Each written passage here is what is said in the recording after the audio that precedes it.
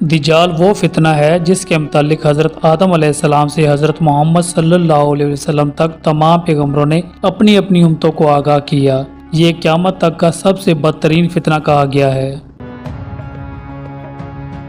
دجال شیطانی قوتوں کا حامل ہوگا، دنیاوی طاقتوں سے مالا مال ہوگا اور اس کے ذریعے دنیا میں فتنہ فساد مسلط کر دی جائے گی۔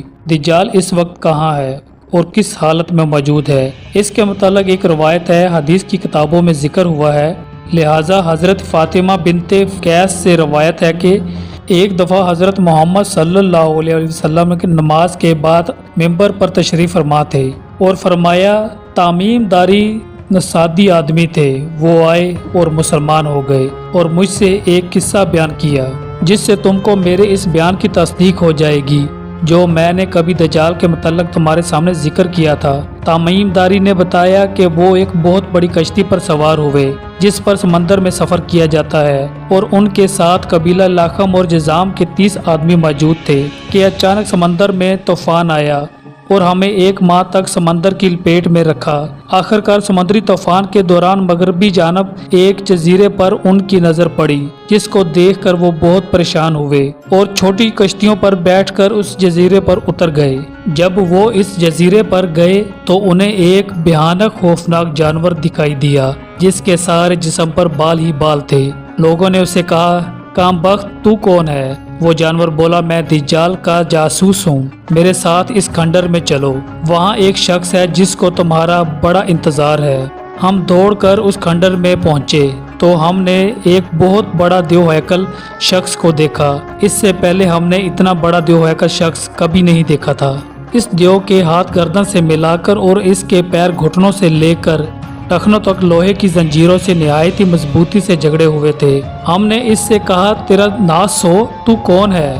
وہ بولا، تم لوگوں کو میرا پتہ لگ ہی گیا، اب تم بتاؤ تم کون ہو؟ ہم نے کہا، ہم عرب کے رہنے والے ہیں، ہم ایک بڑی کشتی میں سفر کر رہے تھے، سمندر میں طوفان آیا اور ایک ماہ تک رہا اور ہم بھٹک کر اس جزیرے پر پہنچ گئے۔ اس نے کہا، مجھے یہ بتاؤ، بسان کی کھجوروں میں پھل آتا ہے یا نہیں؟ ہم نے کہا، ہاں آتا ہے۔ اس نے کہا، وہ وقت قریب ہے جب پھل نہیں آئے گا۔ بحر تبریہ کے بارے میں بتاؤ، اس میں پانی ہے یا نہیں؟ ہم نے کہا، بہت ہے۔ اس نے کہا، وہ زمانہ قریب ہے جب اس میں پانی ختم ہو جائے گا۔ پھر اس نے پوچھا، زغر کے چشمے کے متعلق بتاؤ، اس میں پانی ہے یا نہیں؟ اور کیا بستی والے اس کے پانی سے کھیتوں میں سیراب کرتے ہیں؟ ہم نے کہا، اس میں بہت پانی ہے اور بستی والے اس پانی سے خوب کھیتوں میں سیراب کرتے ہیں۔ پھر اس نے کہا، اچھا، نبی الامی کا کچھ حال سناؤ۔ ہم نے کہا، وہ مکہ سے ہجرت کر کے مدینہ تشریف فرما ہیں۔ اس نے پوچھا، کیا عرب کے لوگوں نے اس کے ساتھ جنگ کی؟ ہم نے کہا، ہاں۔ اس نے کہا، اچھا، پھر کیا نتیجہ رہا؟ ہم نے بتایا کہ وہ اپنی گرد و نواح پر غالب آ چکے ہیں اور لوگ ان کی اطاعت قبول کر چکے ہیں۔ اس نے کہا، سن لو، عربوں کے حق میں یہی بہتر تھا کہ وہ اس کی اطاعت کر لیں، اور میں اب تم کو اپنے متعلق بتاتا ہوں، میں مسیح الدجال ہوں اور وہ وقت بہت قریب ہے جب مجھ کو یہاں سے آزادی کی اجازت مل جائے گی۔ میں باہر نکل کر تمام زمین پر گھوموں گا، 40 دن کے اندر اندر کوئی بستی ایسی نہ رہے گی جس میں میں داخل نہ ہوں گا، سوائے مکہ اور مدینہ کے۔ ان دونوں مقامات پر میرا داخلہ ممنوع ہے۔ حضرت محمد صلی اللہ علیہ وآلہ وسلم نے اپنا عصا مبارک ممبر پر مار کر فرمایا، یہ طیبہ ہے، میں تم کو یہی بتایا کرتا تھا، جان لو کہ یہ دجال شام کے سمندر میں ہے، نہ ہی یمن کے سمندر میں ہے، بلکہ وہ مشرق میں ہے۔ اور نبی کریم صلی اللہ علیہ وسلم نے مشرق کی طرف ہاتھ سے اشارہ فرمایا۔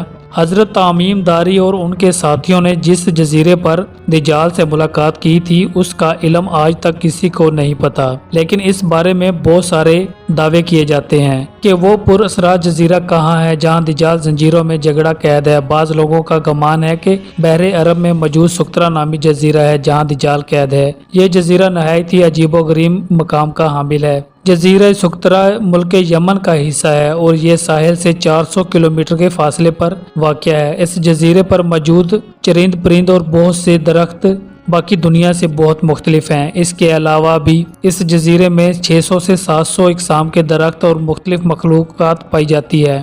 اس جزیرے پر ایک پہاڑ موجود ہے جہاں ایک مشہور غار الہوک ہے جو 30 کلومیٹر طویل ہے۔ اتنا بڑا غار پورے مشرق وسطیٰ میں کہیں موجود نہیں ہے۔ جیسا کہ حدیث میں ذکر ہے، دجال کا ظہور مشرق سے ہوگا اور ایسی جگہ پر ہوگا جہاں سے وہ مشرق کے وسطیٰ کو متاثر کر سکے گا، لہٰذا ان تمام نشانیاں کی وجہ سے اس جزیرے کو دجال کا جزیرہ کہتے ہیں۔ عیسیٰ داؤد نے اپنی کتاب میں لکھا ہے کہ دجال زمانے قدیم سے بحر الکاہی کے ان غیر آباد و ویران جزیروں میں رہتا تھا اور حضور اکرم صلی اللہ علیہ وآلہ وسلم کی وصال تک وہ زنجیروں میں جگڑا ہوا تھا، مگر آپ صلی اللہ علیہ وآلہ وسلم کی وفات کے بعد اس کی زنجیریں ٹوٹ گئی اور وہ آزاد ہو گیا، مگر اسے خروج کی اجازت نہیں تھی، لہٰذا اب وہ برمودا ٹرائی اینگل کے قریب ویران جگہ جزیروں میں رہتا ہے اور وہاں سے اپنی دجالی کوفتوں اور پیروکار کے ذریعے خروج کی تیاریاں کر رہا ہے۔ یہ جزیرہ بنیادی طور پر